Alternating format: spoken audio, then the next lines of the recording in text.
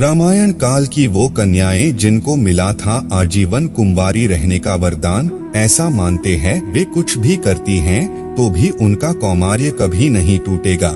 यह सोचना दिलचस्प है कि पौराणिक काल में ऐसी कई लड़कियां थीं जिन्हें यह वरदान मिला था कि अगर वे प्यार भी करती हैं तो भी उनका कौमार्य कभी नहीं टूटेगा। लेकिन यह सोचना दिलचस्प है कि किस लड़कियों को इतना बड़ा वरदान मिला और क्यों यह अटकलों का विषय है। नमस्कार दोस्तों, धर्मा वचन चैनल पर आप सभी का स्वागत है। अगर आप भी भगवान श्री कृष्ण के भक्त हैं तो कमेंट में जय श्री कृष्णा जरूर लिखें। तो चलिए शुरू करते हैं आज की प्रस्तुति। रामायण के बालकांड में देवी अहिल्या का सबसे पहला नाम आता है। उसकी सुंदरता, सज्जनता और सद्गुणों ने उसे एक बहुत ही आकर्षक महिला बना दिया। ऋषि गौतम उनके पति थे। जब वे जंगल में रहते थे तब उन्होंने अपनी तपस्या की ओर ध्यान दिया। शास्त्रों के अनुसार देवराज इंद्र ने अहिल्या के पति को तब धोखा दिया जब वह उससे प्रेम करने के लिए उससे दूर थी। हालांकि ऋषि गौतम एक बार फिर आश्रम लौट आए। जब उन्होंने महसूस किया कि अभी तो रात है, सुबह होने में अभी समय है। सौभाग्य से इंद्रदेव उनके आश्रम से बाहर आ रहे थे। जब ऋषि उसके पास पहुँचे तो देवेंद्र को पहचान गए और वह मुस्कुराया।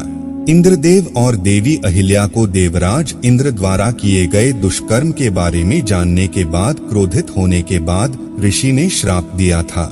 देवी अहिल्या के क्षमा याचना करने पर गौतम ऋषि ने कहा कि तुम यहाँ चट्टान के रूप में निवास करोगी क्योंकि इसमें मेरा कोई दोष नहीं है। त्रेतायुग में भगवान विष्णु का स्पर्श एक बार फिर तुमको बचाएगा जब विष्णु राम का अवतार लेंगे। इसी लिस्ट में अगला नाम आता है लंकापति रावण की पत्नी मंदोदरी का। मंदोदरी के अलावा उनका दूसरा नाम चिरकुमारी था। वह राक्षसों के राजा मयासुर और महिलाओं के राजा अप्सरा हेमा की बेटी थी। वह भी अर्धराक्षस थी क्योंकि उसके पिता राक्षस कुल से थे और फलस्वरूप मंदोदरी भी बहुत सुंदर थी। वहीं अगर मंदोदरी के विवाह की बात करें तो महादेव के एक वरदान के कारण उनका विवाह लंकापति राक्षस रावण से हुआ था। महादेव से मंदोदरी ने पति को वरदान के रूप में पृथ्वी पर सबसे शक्तिशाली और शिक्षित पुरुष होने का अनुरोध किया था। रावण से विवाह के बाद उसने मेघनाद, महोदर, प्रहस्त और विरूपाक्ष भी कर्मवीर जैसे मजबूत पुत्र पैदा किए। पुत्रों को जन्म देकर भी मंदोदरी का कौमार्य अखंड रहा।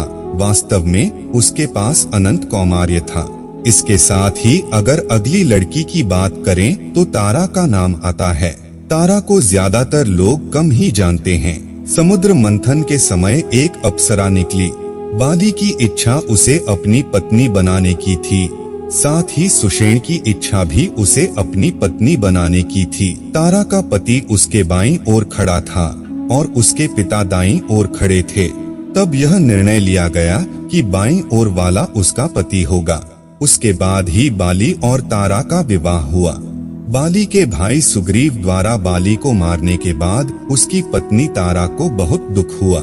जब तारा को पता चला कि बाली छल से मारा गया है तो उसने सुग्रीव को बुरा भला कहा। दोस्तों, इस लिस्ट में आपको पांडु की पत्नी कुंती का भी नाम मिलता है। यदुवंशी राजा शूरसेन के बारे में कहा जाता है कि उनकी पृथा नाम की एक बेटी और वासुदेव नाम का एक बेटा था। शूरसेन की मौसी के निःसंतान पुत्र कुंतीभोज ने शूरसेन से उपहार के रूप में पृथा को प्राप्त किया। उसी कन्या का नाम कुंतीभोज रखा गया है। इस प्रकार कुंती अपने वास्तविक माता पिता को दूर रखने में सक्षम थी।